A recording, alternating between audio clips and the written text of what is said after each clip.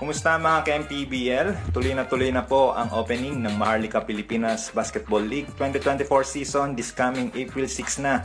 Gaganapin ang opening dyan sa may Calasiao Sports Complex sa may Pangasinan. So far, 30 teams ang confirm na sasali and divided ito by 15 teams each sa North Division and sa South Division.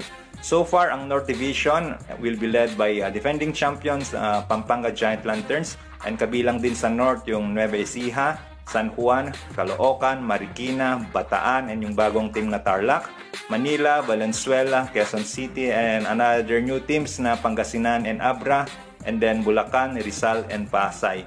Sa South Division naman, pakungunahan din ito ng Batangas City Athletics na inaugural champion ng MPBL, and kabilang din sa South ang South Cotabato, Zamboanga, Quezon, Muntinlupa, Iloilo, Sarangani, Negros, Mindoro, Binyan, Bicol, Bacolod, Imus, Parañaque, and ang nagbabalik na Davao Occidental Tigers.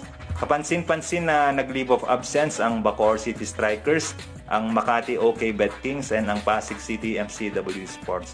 Pero ganun pa man, exciting pa rin itong season natin dahil 30 teams pa rin yung kasali and merong madaming bagong teams na aabangan ng mga fans. So, kita-kits sa opening this April 6